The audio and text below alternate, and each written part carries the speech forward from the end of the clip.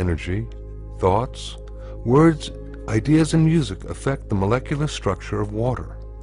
Please remember that water comprises over 70% of a mature human body and covers the same amount on our planet. Water is the very source of all life.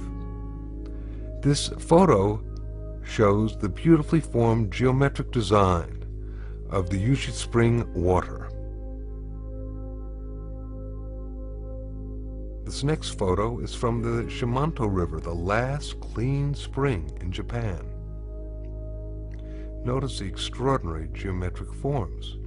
The fact that the molecular structure of water can be affected by our consciousness, our intent, and our sounds is extremely important. This photo is from the Mount Cook Glacier in New Zealand.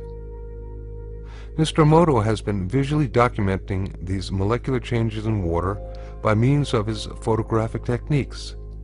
He freezes droplets of water, then examines them under a dark field microscope that has photographic capabilities. His work clearly demonstrates the diversity of the molecular structure of water and the effects of the environment upon the structure of the water. This photo is from the fountain in Lourdes, France.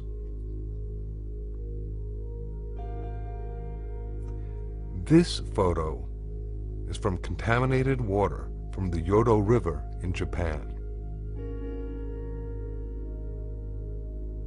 In this photo we can compare the contaminated water with clean stream water. Look at the difference.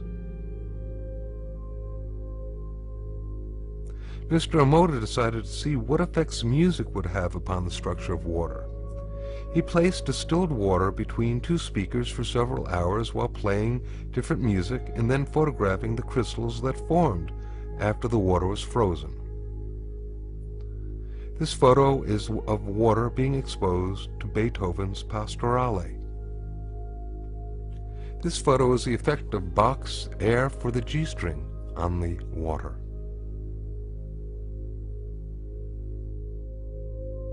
This photo is water exposed to Chopin's Farewell Song. This next photo is water being exposed and affected to music that was designed for healing. This photo is of water being exposed to the Kawachi folk dance. This photo shows the effect of heavy metal music upon the water. Here now we can compare the effects of healing versus heavy metal music and what happens to the water molecules. Mr. Emoto decided to see how thoughts and words affected the formation of untreated distilled water crystals by typing words onto paper and then taping this paper onto glass bottles overnight. This photo shows the effects of the words, "Thank you." This next photo shows the effects of the words love and appreciation. This photo shows the effects of the words, "You make me sick, I will kill you." And here we can compare the effects of thank you with the "you make me sick, I will kill you." Very, very different geometric forms being incurred through the intention. Now this photo is of a very polluted and toxic water from the Fujiwara Dam. Here now is the same water from the Fujiwara Dam after a Buddhist monk had offered a prayer over it. Prayer, that sound coupled with intention, seems to have an extraordinary ability of restoring water to its natural, harmonious, geometric symmetry. And in this photo we can compare the toxic water and then the effects of praying over the water. It's really quite impressive. These photographs that we have just seen show proof that not only does sound have the ability of affecting and changing physical structure, but that with regard to the molecular structure of water, that our intent with our sound is extremely important.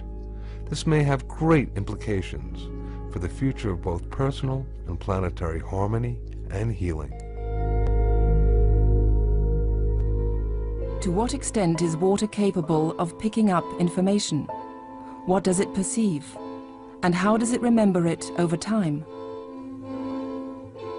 The Aerospace Institute in Stuttgart has discovered a relatively simple way of making the structure of a drop of water visible.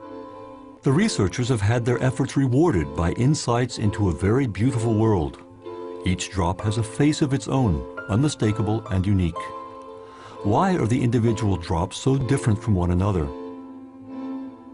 We got a lot of people to come to a lecture hall here at the Institute, gave them all the same water, had them make drops at exactly the same time, collected all the drops, and then discovered that each individual produced different images from the same water. And here you can see the results. Here on the right you can see that the images of the individual students are different, but those made by a given student are all quite similar. This is the work of the first experimenter, this one here from the second, this from the third, and this from the fourth.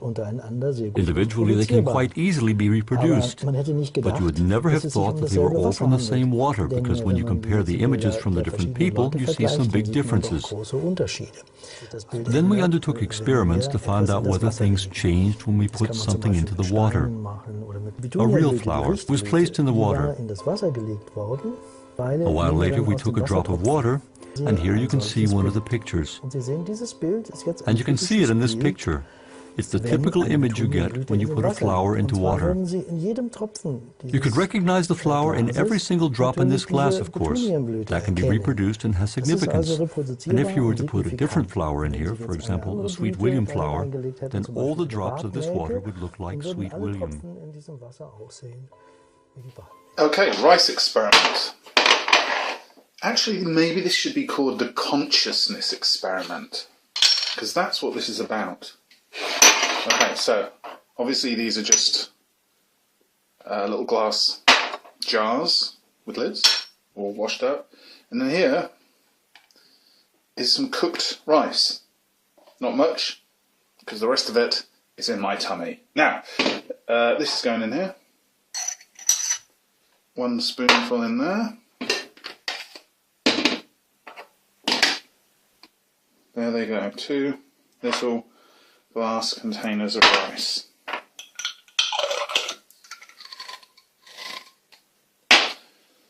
Love and hate. So I'm going to take the love, we'll stick this one, we'll stick it across the top, there like that, look. Love, hate. Every day for the next month I'm going to love this rice, send it some love, just think love.